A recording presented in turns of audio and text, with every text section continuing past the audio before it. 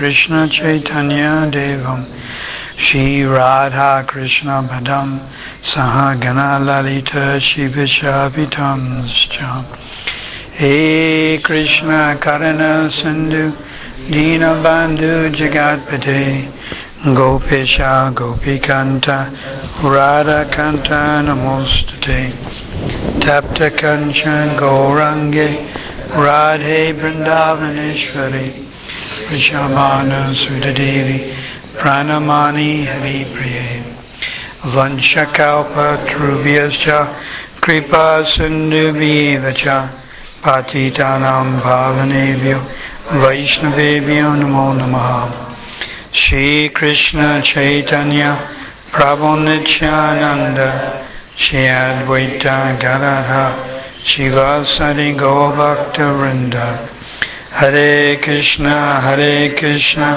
Krishna Krishna, Hare Hare, Hare Rama, Rama Rama, Hare Hare. Namaste Stamanam, Happy Sachi Putramatra Surupam, Rupam Dashagrajam, Guru Paramatoram Gostavatam, Radha Kundam Girivanam, Aho Radhika Madhavayasham Prapto Yasha Pratita Kripaya Shri Guru Tanatosmi. You have to come nearer.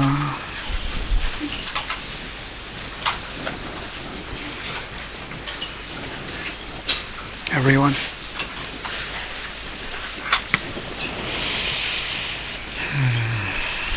Gaurave Gaurachandraya Radhikaya Tadaya Krishna Krishna Bhaktaya Tad Bhaktaya Namo Namah Bande Gurum Misha Bhakta Misha Vatarakam Tat Prakasham Tat Shakti Krishna Chaitanya Sangyakam Bande Shri Krishna Chaitanya Nityananda Sahodatu Gododaya Bhavantu Chitra Sandhu Tamonadu Anapitam Jiram Jarat Karunyavatana Kalo Samapaitam Unatam Dwaram Rasam Shri Bhakti Shriyam Hari Parata Sundara Duti Kandamba Sandipita Surada Kandas Paratu Vasachinandana Radha Krishna Pranaya Vikriti Ladini Shakti Asmit Ekatmana Vapi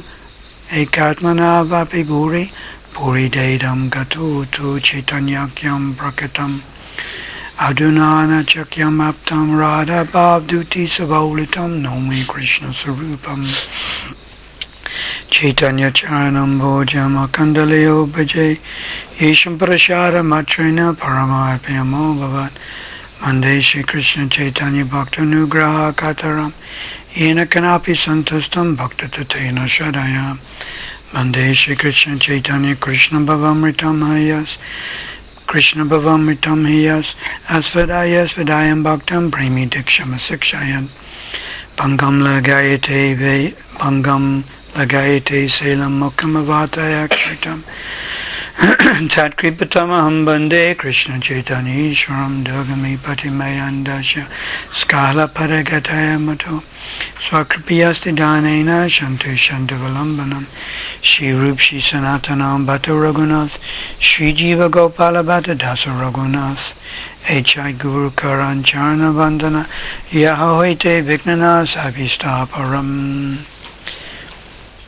Vairagya Vidnija Bhakti Yoga Shri Krishna Sikshatameka Purusha Parana Shri Krishna Chaitanya Sariradhare Kripam Buddhiyastamaham Prapaje Om Namo Bhagavate Vasudevaya Om Namo Bhagavate Vasudevaya Om Namo Bhagavate Vasudevaya Om Namo Bhagavate Vasudevaya Om Namo Bhagavate Vasudevaya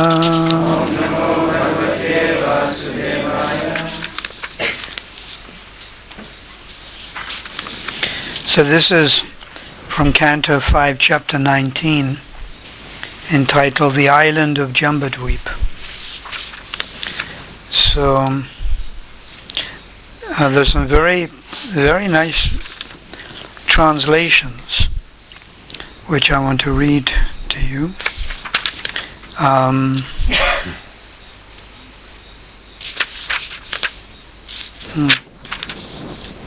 Basically, the conclusion of these verses that I wanted to read is that, Prabhupada writes, I can sum it up.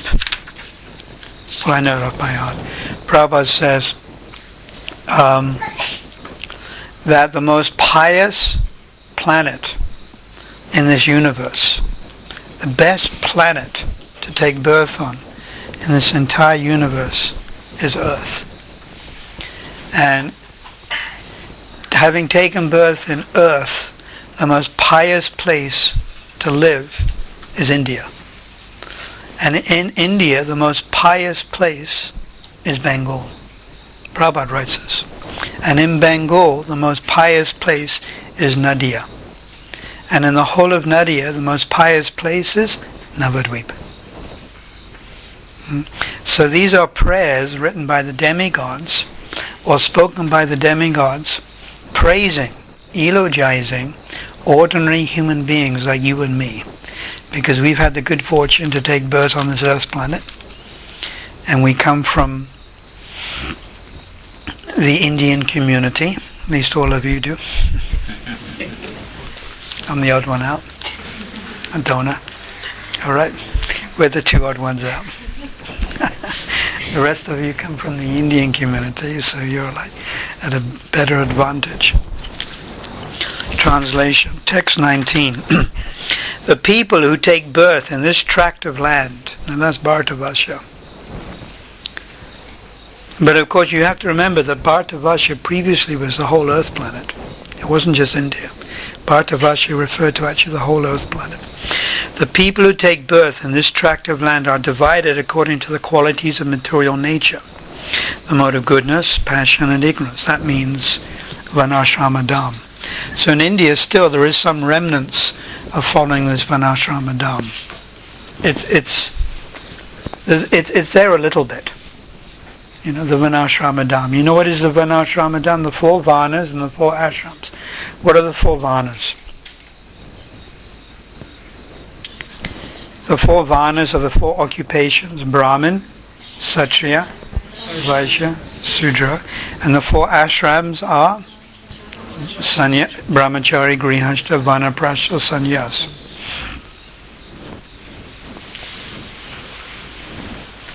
You can come right here. You're allowed to come right here. So the 4 Varnas and the 4 ashrams. So they are still followed to a certain degree in India. Although, of course, you know, we know, and Prabhupada preaches about this often, even in India, they're losing their culture. And Prabhupada gives the example of the elephant. He says when the elephant is dead, or when it's alive, it's valuable. Because when the elephant is dead, then the skin, the tusks, you can sell it for money. And when the elephant is alive, it's valuable also. So Prabhupada used that example to say in India, the Vedic culture is dying, but still there's something there. Something.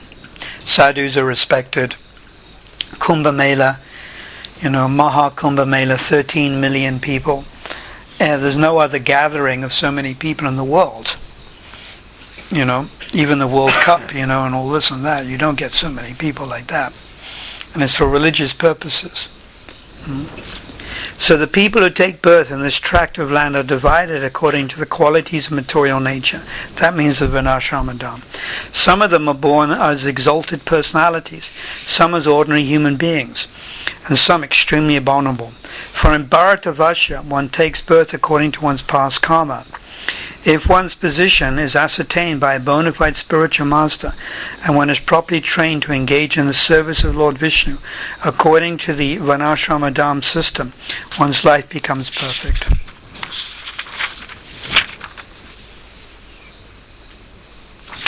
Text 20. 20. After many, many births, when the result of one's pious activities mature, one gets an opportunity to associate with pure devotees. The demigods are praying like this. So we actually have had the opportunity to associate with a pure devotee. Srila Prabhupada is Mahabhagavad. Now we're associating with him through reading his books. It's clearly explained you can associate through the instructions.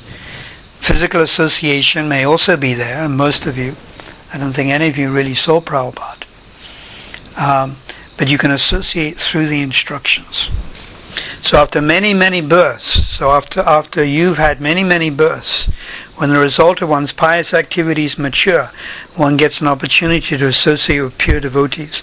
Then one is able to cut the knot of bondage to ignorance, which bound him because of varied fruitive activities.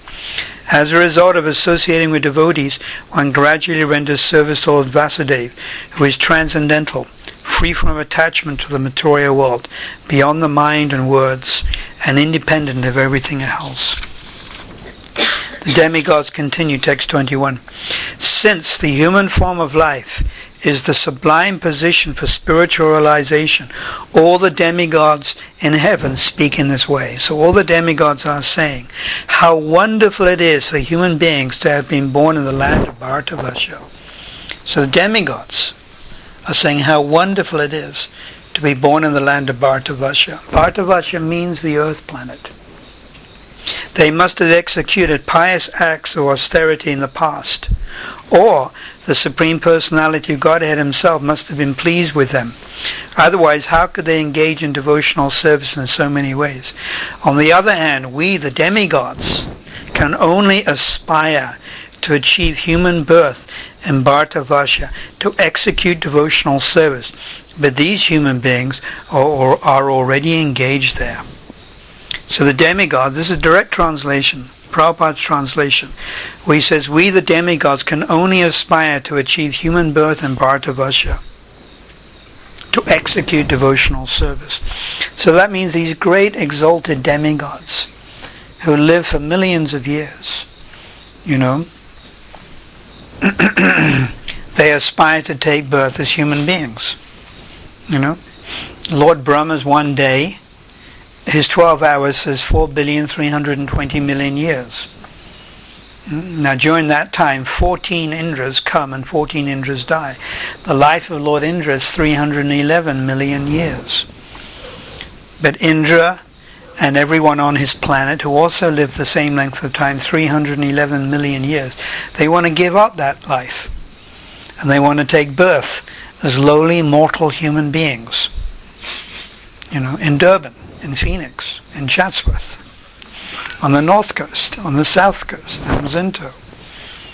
They actually want to take birth.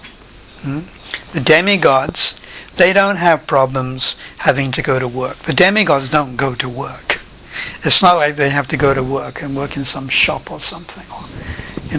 They don't have to pay tax. The demigods don't pay tax. The demigods don't have high blood pressure and kidney failure, and they don't have domestic problems. Well, sometimes they do. But they're very beautiful, they're very good looking, they're very handsome. The men are incredibly handsome, the women are extremely beautiful. And they keep their beauty. Even on the highest planets, there's no old age. They just die. They die when they're young. Because old age is quite miserable. And even there's no youth. The demigods on the higher planets, when Kandapa Muni, Kasyapa Muni, he was married to Aditi. So Kasyapa Muni lived in the Satya Yuga. So Kasyapa Muni conceived in the morning with his wife. And in the afternoon, 9 daughters were born. Kadamba Muni. And then in the afternoon, the 9 daughters were born. Because pregnancy is like a bit of an irritation. It's a bit of a nuisance. And the girls that were born, they were born not young, screaming and pooing in their pants. And you have to sort of change their nappies and stuff like that. They were all born, developed. 14, 15, 16 years old. Beautiful. Each girl had a face like a lotus flower. And each girl had an aroma that you could smell a long way away. On the higher planets, they have like this. You don't have to go to Edgar's and buy the perfume and spray your armpits and all that stuff. In the higher planets, they naturally smell very beautiful. It's a natural smell. We have perfume in this material world, on this earth planet, to hide the smell of the sweat. It's not very nice, But on the higher planets, they don't have that. So you can see their level of material enjoyment is far superior to us. They don't have hospitals on the higher planets. They don't have clinics and stuff like this. And, there's no need for that on the higher planets. Because there's no diseases. There's no AIDS and stuff like that on the higher planets. But what there is on the higher planets is incredible material enjoyment. And what is the climax of material enjoyment? Sex life. So on the higher planets, sex life is very, very rampant. Their bodies are made for sex. Very, very lusty on the higher planets. Therefore, Srila Bhaktisiddhanta, he says, it's a disqualification to take birth on the higher planets. Better you take birth on this earth planet. Prabhupada writes, there are many facilities in India, Bhartavasha, for executing devotional service. In Bhartavasha, all the acharyas contributed their experience, and Chaitanya Mahaprabhu personally appeared to teach the people of Bhartavasha. Bhartavasha is a special land where one can very easily understand the process of devotional service. Just like in Vrindavan now is Kartik. So thousands of pilgrims come. And at Govardhan Hill, thousands, not thousands, tens of thousands of people walk around Govardhan Hill. Especially Amavasya, dark moon, Purnim, full moon, and Ekadashi. And when I say Ekadashi, I mean like 3 days before Ekadashi, 2 days before Ekadashi, and the day after Ekadashi. You have these people coming from all over, Braj, some come from Delhi. You can usually tell by the way they dress where they come from. Some of them come from Rajasthan. When the men come from Rajasthan, they have these big, beautiful white handlebar moustaches. And the women wear these very colorful dresses. It's not so much like a sari, it's more like a gopi dress. And they wear all these big bangles. And they wear these 6 silver chains on their hips. Silver chains, carrying their kids. And you get 15, 20, 30,000 people walking around Govardhan Hill. Some of them do it every day. They take a vow. And some of them will do it every day for the month of Kartik. That's their brat. Like, what's your brat for Kartik? Chant 1 extra round, 2 extra rounds. Maybe read for 10 minutes. Many of these pilgrims, because I would see them, I'd recognize, I saw that person yesterday. And I would recognize, because I live at Govardhan Hill. And I would see, yes, that person is coming every day. Some of them walk around Govardhan Hill twice. I know one devotee who took a brat of doing Govardhan Parikrama 3 times every day. I can't believe how you can do it 3 times every day, because even if you run, walking as fast as you can, it's 4 hours, 4.5 hours. So the demigods continue. After performing the very difficult task of executing Vedic ritualistic sacrifices, so this is what the demigods did to achieve the position of becoming demigods. So the demigods saying, after we have performed Vedic ritualistic sacrifices, many austerities, observing vows, and giving charity, we've achieved the position of the inhabitants of the heavenly planets. But what is the value of this achievement? Here, we are certainly very much engaged in sense gratification, and therefore we can hardly remember the lotus feet of Lord Narayan. Indeed, because of our excessive sense gratification, we've almost forgotten his lotus feet. So on the higher planets, there's so much sense gratification, there's so much. And when there's too much sense gratification, you can't think of Krishna. And when there's too much suffering, you can't think of Krishna either. Would you agree? Like, let's say, suddenly, you win the lotto. Not that you are, doing the lotto. Let's say you won the lotto. And suddenly, you have 20 million rands. It's going to get to your head. Definitely. You get a little bewildered. With a lot of material opulence, you get bewildered. We see in our congregation how many people come from the very wealthy section of society. Not really many, because they're too puffed up, they're too proud. So when there's excessive material enjoyment, you can't, your mind is not peaceful enough to practice spiritual life. And when you're suffering too much, like if you're really suffering, then also you're in too much pain. So a little bit of enjoyment, a little bit of suffering. So you see the oscillating nature of material life. It's healthy for us. So that's the position with all of us. Like if I had to ask all of you, each of you could give me a list, I'm sure, of different problems, that you're confronted with. Starting off with, your own health, and then, your family members can't get jobs or what have you. Some domestic problem, dealing with other people. I mean, there's so many difficulties and problems. But these problems act as an impetus to make you more serious in your spiritual life. Because if you're enjoying your life too much, you become complacent. You know what that word complacent means? You wouldn't bother. You wouldn't strive to chant. Now we have to chant the holy name with tears in the eyes. You can't do that out of material comfort. So there has to be a little bit of suffering. So Krishna gives you a little bit of suffering. He makes a little struggle, a little bit of a struggle, but not too much. Krishna doesn't put his devotees into too much suffering. Just like with Shuta Prabhu. He's, about to leave his body, but he's not in pain. He's not actually in pain. When we sat him up to give him some energy drink, then when he sat up, he got a headache and he wanted to lie down again, so that was the extent of his pain, some headache. Then we put him down again and he was all right. But I can see with Shrutakirti Prabhu, Krishna is protecting him and protecting him from any severe pain. You read the book Simple for the Simple? So you also read about Ratnaranjini, who had a brain tumor. Same position with her. She was being protected. She refused to take any painkillers. She refused to take morphine and painkillers. So she thought, whatever I have to suffer, let me suffer. I don't mind. Whatever is my lot is my lot. Let me become purified. Let me wipe the slate clean.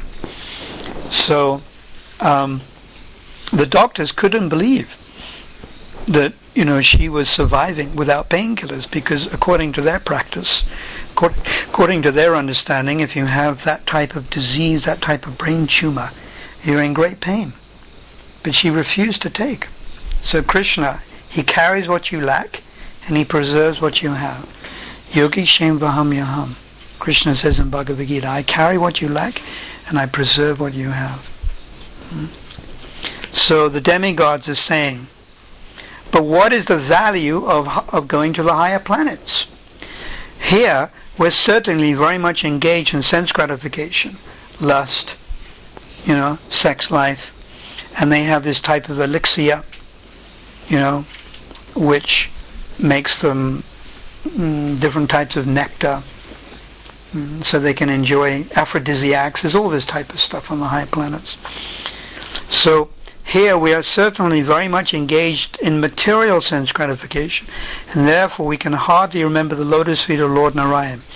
Indeed, because of our excessive sense gratification, we've almost forgotten his lotus feet, almost forgotten. Prabhupada writes, the land of Bhartavarsha is so exalted that by taking birth there one can not only attain the heavenly planets, but also go home back to Godhead. Prabhupada writes, therefore, the demigods even regret having been elevated to the higher planetary system, they regret it. The denizens of the heavenly planets regret that they could not take full advantage of being born in the land of Bhartavasha. The full opportunity of being born in Bhartavasha is you get liberation. One should try to return home back to Godhead, to the Vaikuntha planets. Alright, text number 23. The demigods continue. A short life in the land of Bhartavasha is preferable to a life achieved in Brahmaloka for millions and billions of years.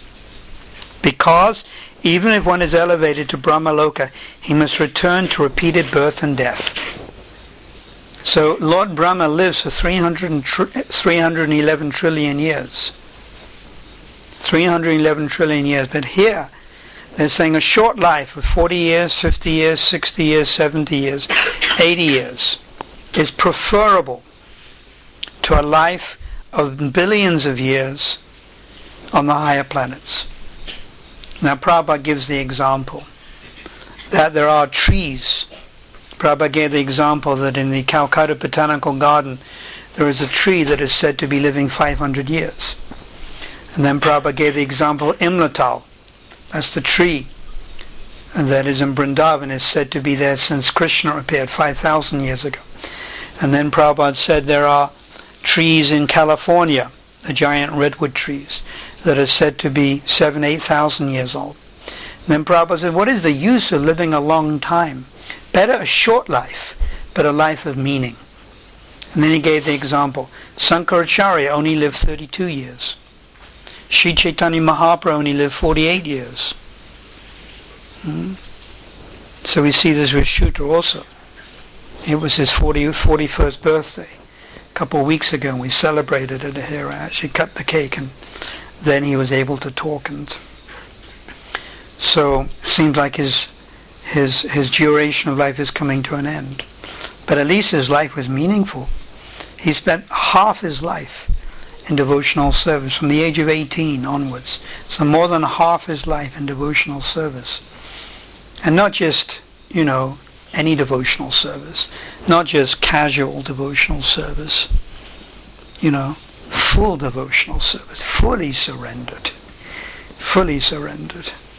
I remember going out on Sankirtan with Shruta. He would drive me. He was my official driver. And we would go out on Sankirtan 7, 8 hours, 10 hours, 12 hours. And we'd sell paintings to raise money for the temple. And he was very good at that. And we'd be selling paintings 16, 17, 18 hours a day. Not unusual. And then, of course, he became the temple president in Cape Town. And he did very good in Cape Town. Some 4 or 5 years he helped the Cape Town temple. And then there was no one to take place of being temple president in Durban, so he was asked to come here. He didn't want to come. He was happy in Cape Town, actually, because there was more preaching in Cape Town, and less management, and less politics. So he came to Durban, and sure enough, politics, but he did his best, served, put in, I think, about 4 years as temple president, 4 or 5 years, temple president, helped on the campaign also. So he gave a lot of his life, he gave more than half his life to the service of Sri Chaitanya Mahaprabhu, to the service of Srila Prabhupada. So that's wonderful, I remember talking with my godbrother Niranjana Swami. He was a GBC member, and we both joined together in 1973, and we both had the same realization, and that was that, I told him, I'm really glad, I'm 50 now, and I put in 30 years of devotional service, so even if I die tomorrow, at least I've done something. And Niranjana Swami said, I had exactly the same thought. He said, at least we've done something. 30 years of your life, in devotional service. So you're going to start off from your next place. Where you start off next will be good. You know what I mean? So he had exactly the same realization. Niranjana Swami, very, very nice Vaishnava. He's in CIS countries, and I meet him at Govardhan Hill, very senior Vaishnava. So the same with Shuta.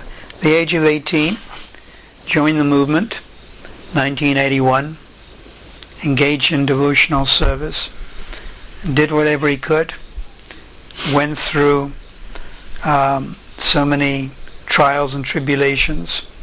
And Prabhupada says, spiritual life is difficult, but material life is impossible. So don't think that spiritual life is always plain sailing. Is it plain sailing? You all individually have your own problems. It's not so. It's not plain sailing. It has its ups and downs, but we have to continue. So Shruta had his ups and downs, but he just continued with determination. So for this, he'll be recognized by Sri Chaitanya Mahaprabhu. He'll be recognized. If you want to be recognized by Chaitanya Mahaprabhu, then preach.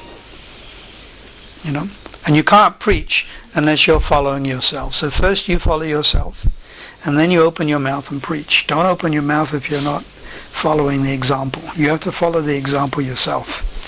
Otherwise, hypocrite.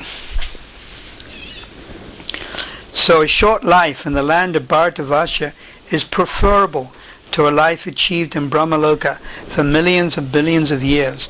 Because even if one is elevated to Brahmaloka, he must return to repeated birth and death.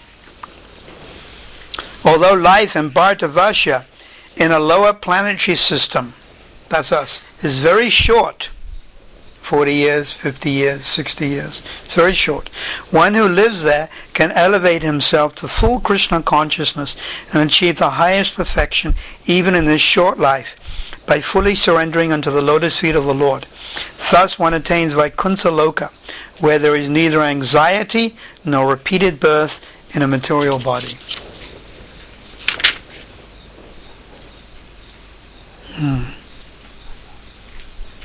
Text 24. The demigods continued. An intelligent person does not take interest in a place, even in the highest planetary system, if the pure Ganges of topics concerning the Supreme Lord's activities does not flow there.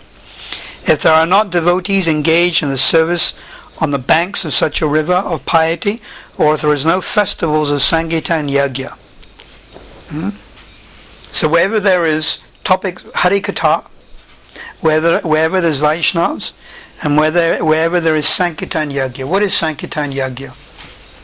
Congregational chanting. Whenever we have a program, first thing we do is we chant, the last thing we do is chant.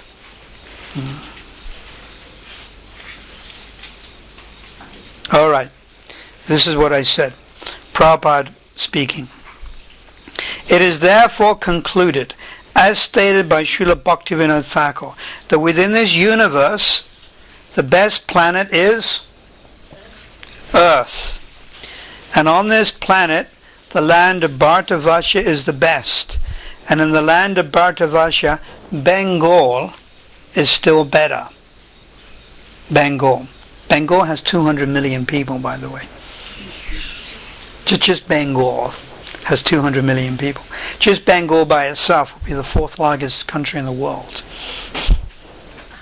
In Bengal, the district of Nadia is still better. And in Nadia, the best place is Navadvip. Because Mahaprabhu appeared there to inaugurate the performance of chanting Hare Krishna. Prabhupada writing this.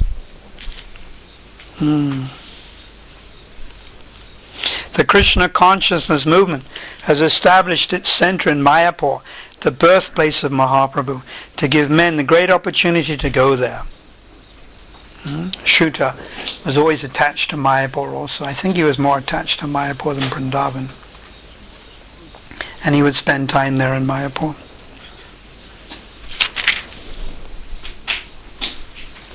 Now listen to this. Even the performance of 100 Asvamedha sacrifices cannot compare to the sacrifice of Sankirtan. According to the author of Chaitanya Charitamrita, if one compares Sankirtan Yagya to other Yagyas, he is a prashandi, or an infidel, and is liable to be punished by Yamaraj. So 100 Aswamedha horse sacrifices is not equivalent to Sankirtan Yagya. And all of us are engaged in the mission of Sankirtan Yagya. All of us. Translation. The demigods continue. Bhartavasya offers the proper land and circumstances in which to execute devotional service, where one can free oneself from the result of jnana and calm. Yeah, in India it's so easy to engage in chanting Krishna's name. You know, years ago there was one devotee, he was chanting his rounds in America in some park early in the morning. You know, sometimes we go to a park early in the morning, we try to find a quiet place. Like you may also chant your rounds in the garden. So this devotee was looking for a quiet place, and he was chanting his rounds, Hare Krishna, Hare Krishna. And some neighbors saw him, and they thought he was a strange person. So they phoned the police. And the police came in, they pulled out their guns. They said, drop it. He's carrying his bead bag, you know, drop it. You know? Or it's like when we go to Singapore. You know, when Prabhupada went to Singapore, they wouldn't let him through the immigration. When we go to Singapore, if we go through the immigration into Singapore City, then we draw Western, we dress in Western clothes. We take off the neckpiece. One time they took my passport because they knew I was a devotee. They impounded my passport. And they only gave it back to me when I landed in South Africa. Because Singapore is run by Chinese, and they're very, very materialistic. So they don't make you welcome. So Prabhupada was refused entry into Singapore. So there are many countries like this. But India is still such a pious place. If you have robes, if you wear saffron, naturally people will put their hands together and they offer you respect. Of course, there are many nonsense people who are taking advantage of this also. You know that. And just collecting donations and stuff. I stay at Govardhan Hill, so in front of me is Gopi Pranadana. He has his house. He's the author of, he translated the Brihad Bhagavatamrita. He's ISKCON's foremost Sanskrit scholar. Very, very nice. Extremely soft and nice. He has a Russian wife, 15 years younger than him. And he has this small little boy, who's white-skinned and who speaks Russian, Hindi, Brijbasi, and Sanskrit. And they love him. Govardhan Hill, the Brijbasis love him because he speaks more Brijbasi than English. And he plays with the Brijbasi kids. Although his father's American, his mother's Russian. So they have a maid that comes and helps look after the cows and the washing, does a bit of washing. And they pay her, 50 rupees a day or something. So when the pilgrims walk around Govardhan Hill and do the Prikrama on Purnim, on Govardhan Puja, on the big days, she takes a begging bowl and she goes and puts on tilak and begs. And she makes about 200-300 rupees a day doing that. She just shakes a bowl. She's not a sadhu or anything. She just puts on tilak, sits cross-legged and shakes a bowl. And that's how much money she makes. So there are many, many people that do that. Because it's the culture, give in charity, give in charity. So this is what Prabhupada is saying. The land of Bhartavasya, one can easily perform Sankirtan Yagya. One very easily does it. There's an opportunity in India. Even the weather. In India the weather is just more practical. The weather, it doesn't get too cold. Of course in North India it gets a little hot. But the weather is very suitable for chanting. So, if one obtains a human body in the land of Bhartavasya with clear sensory organs with which to execute the Sankirtan Yagya, but in spite of this opportunity does not take to devotional service, he is certainly like a forest animal and birds that are careless and are therefore caught by hunters. Text 26. In India, there are many worshippers of the demigods, the various officials appointed by the Supreme Lord, such as Indra, Chandra, Surya, all of whom are worshipped differently. The worshippers offer the demigods their oblations, considering the demigods part and parcel of the Supreme Lord. Therefore, the Supreme Personality of Godhead accepts these offerings and gradually raises the worshippers to the real standard of devotional service by fulfilling their desires and aspirations. Because the Lord is complete, He offers the worshippers the benediction they desire, even if they worship only part of His transcendental body. So we have demigod worship in India. So at least worshipping the demigods means accepting or recognizing some supreme power. And although they may not be worshipping Krishna directly, it's a stepping stone. It's a move in the right direction. At least they acknowledge Vishnu, Narayan, although they may be preoccupied by worshipping demigods.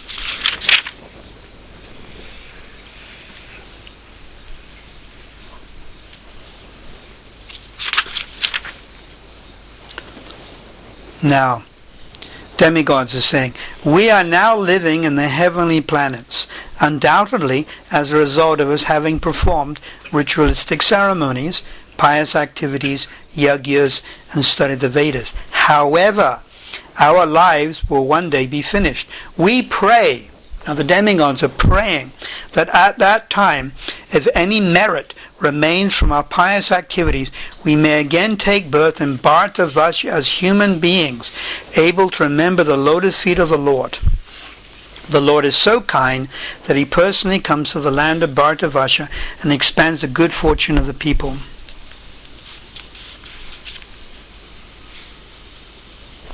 So here the demigods are praying, if we have any devotion, if we have any pious merit left, when we die, let us take birth in Bhartavasha. Now, taking birth in Bhartavasha means becoming Krishna conscious. If you're living in India, if you take birth in India and you don't become Krishna conscious, no use. So all of you didn't take birth in Bhartavasha. You took birth in South Africa. But still, you're fulfilling the real purpose of the human form of life, and you're practicing Krishna consciousness. So your position is envied even by the demigods.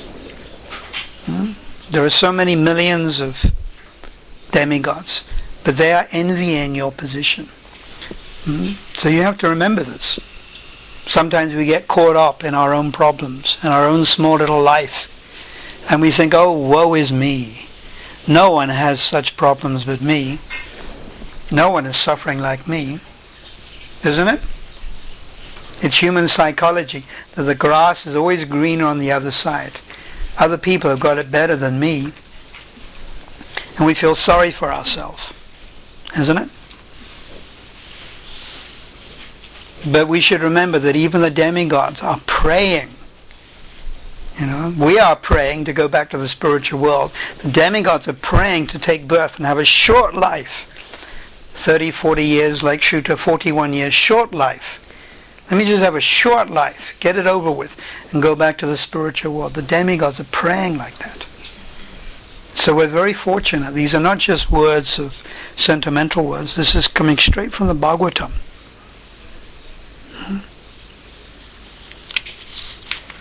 We pray that at that time of death, if any merit remains from our pious activities, we may again take birth in Bhartavasha as human beings. We can put in brackets and join the Hare Krishna movement. That's what it means. Become Vaishnavas. There's 4 sampradayas. The Ramanuja Sampradaya, Rudra Sampradaya, Vishnu Swami Sek, Vallabhacharyas, Sri Sampradaya, Nimbaka Sampradaya. The most active Sampradaya is the Brahma Sampradaya, the one we're in. This is the one that Mahaprabhu appeared in. This is the best Sampradaya to be in. Outside India, this is the only Sampradaya that's preaching. In India, you get the other Sampradayas. But they're not as active as the Brahma Sampradaya, even in India. And outside India, the other Sampradayas are non-existent. only ISKCON, and some of the Gaudiya Math institutions preaching Vaishnavism. And we are part of that. We're so fortunate we are part of that. So we should always remember this.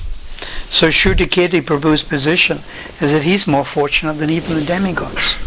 He's more fortunate than Lord Brahma, Lord Indra, Vayu, Agni, the Aswini Kumars, so many demigods. Because he utilized his human form of life at the prime of life, 18 years old. That's the prime of life. That's when the mode of enjoyment is the strongest, is it not? 18 years old, that's when the senses are the strongest, that's when you have the most energy. And he sacrificed willingly his entire life for the mission of Sri Chaitanya Mahaprabhu. So now, by Mahaprabhu's arrangement, Mahaprabhu is taking him.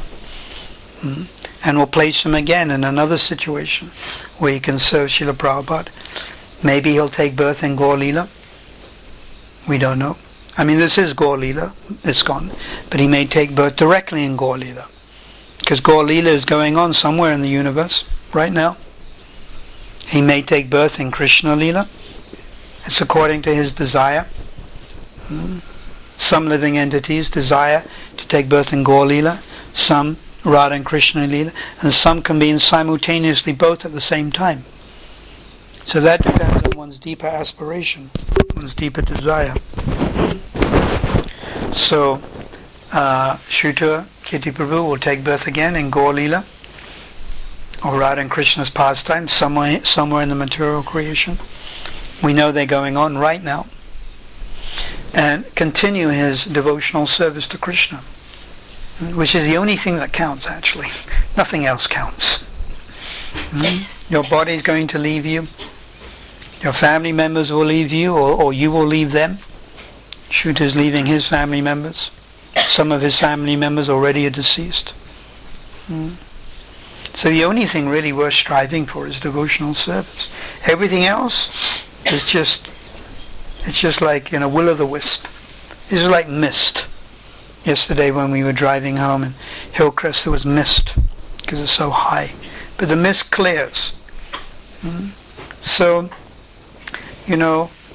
this material life we're living, I'm a husband, I'm a wife, I'm a mother, I have daughter, I have son, I'm this, I'm that. It's all an illusion. It's all a dream, actually. We're the eternal servants of Krishna. Jivasrupaya, Krishnera Nityadas. So Shruta is realizing this. So there's no cause for lamentation. He's not lamenting. We should not lament. We should just see how someone is putting Krishna consciousness into practice. We've heard the theory. What's the theory? You're not this body. You're the soul. You have an eternal relationship with Krishna. Anta Narayana Shmriti. Remember the Lord, Anta, at the time of death. Now we're seeing and practice. Mukunda told me that sometimes Shruta does feel a little bit of pain. Immediately he starts chanting Hare Krishna, Hare Krishna. And of course what's going on in his mind, one can mentally chant. Because the body gets to such a position where you can't physically chant. You just don't have any energy. But it all goes on up here in the mind. So that's called mental chanting. Manasik, Vachik, and Upamsik. Yeah. So Manasik in the mind, you chant in the mind. Your lips don't move. Upamsik, you whisper. Hare Krishna, Hare Krishna, Krishna Krishna, Hare. You whisper. And then Vachik, out aloud. Hare Krishna, Krishna Krishna, Hare Hare. Hare Rama, Ram Ram, Hare Hare. All three are bona fide. All three are powerful. If you can't chant out aloud, upamsik, whisper.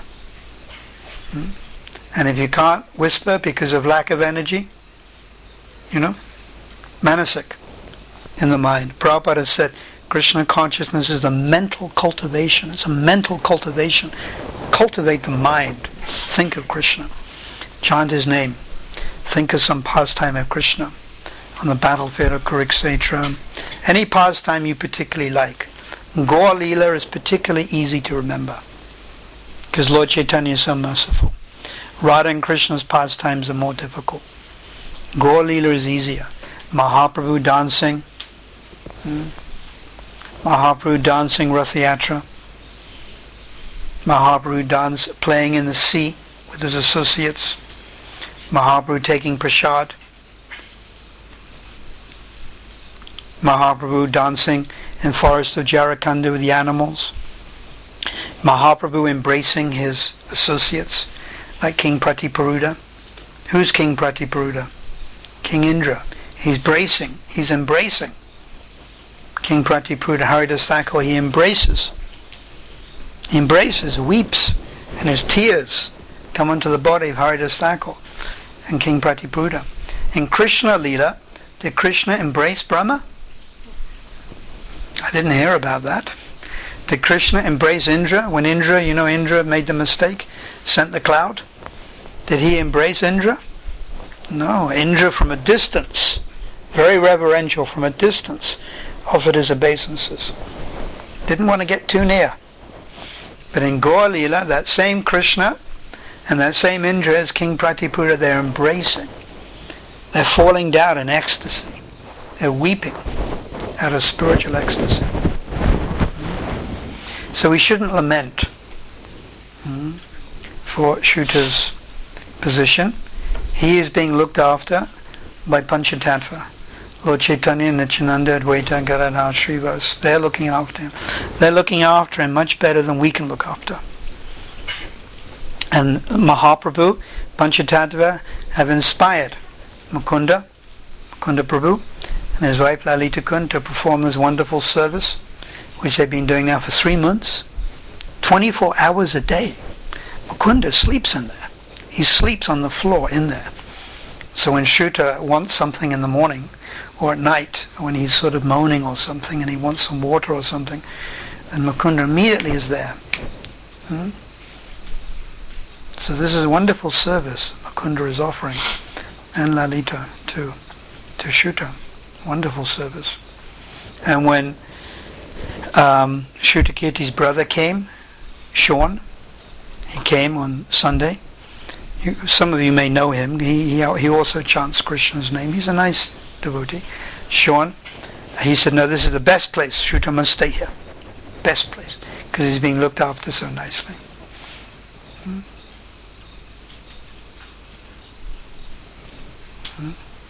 So it's very nice. Even Shrutakirti's mother, she's sitting in the back there. She went in and put her head on Shruta's feet just now. That's nice. Take the dust from a wonderful Vaishnava.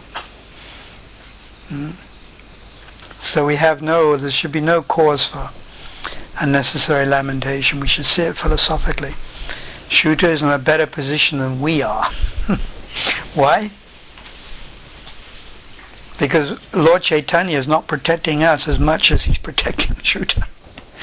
We're feeling sorry for Shruta, but actually we should be feeling sorry for ourselves because we're not getting as much protection as he is. Especially at the end, you get a lot of protection. So we'll have a kirtan. And I guess, have all of you gone in and seen Shruta? So, slowly, one by one, two at a time.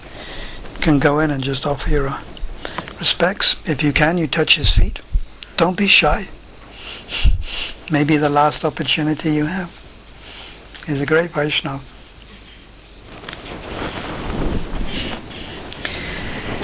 Hare Krishna, Krishna Krishna, Hare Hare, Hare Ramo, Hare Ramo, Ramo Ramo, Hare Hare. Hare Krishna, Krishna Krishna, Hare Hare, Hare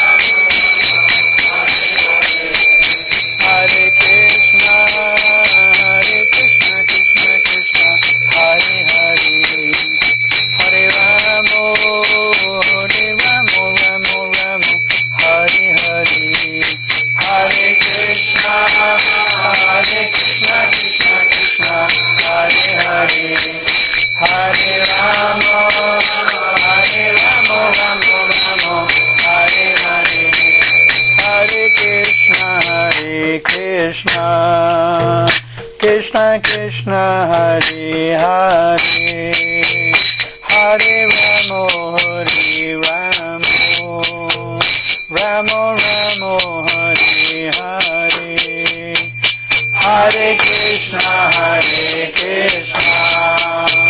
Krishna Krishna, Hare Hare, Hare Rama, Hare Rama, Rama Rama, Hare Hare, Hare Krishna,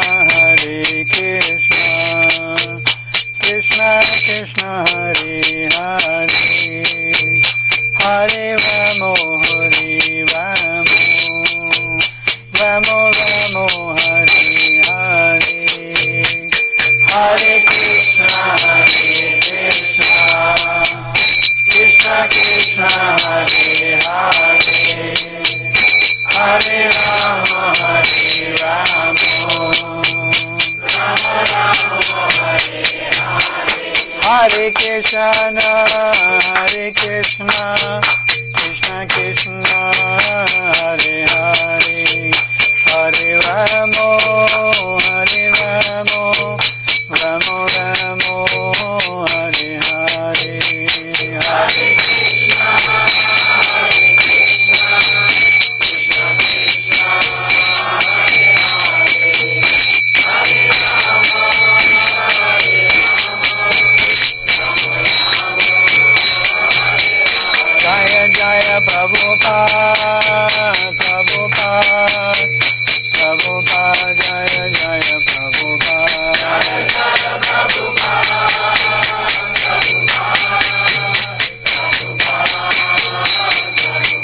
Jaya Vaishnav Thakur, Jaya Vaishnav Thakur, Vaishnav Thakur, Jaya Vaishnav Thakur, Jaya Vaishnav Thakur, Jaya Vaishnav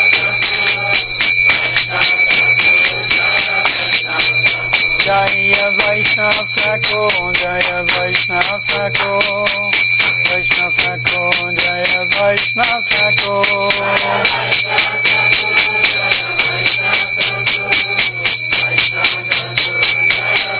Nitai Gaura Hari Bo, Hari Bo, Hari Bo, Jaya Bo, Jaya Hari Bo, Hari Bo. Nitai Go Hari Bo, Hari Bo, Hari Bo, Hari Bo, Nitai Go Hari Bo, Hari Bo, Hari Bo,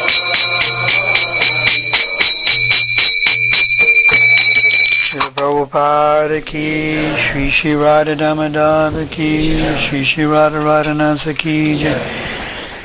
Grace Shrutiketi Prabhu ki jai, Gau Premanandi, Jayom Vishnupad Paramahansa Parivajikacharya Savastar, Shishim's Divine Grace, Aboye Charaminda Bhaktivedanta Goswami Srila Prabhupada ki jai.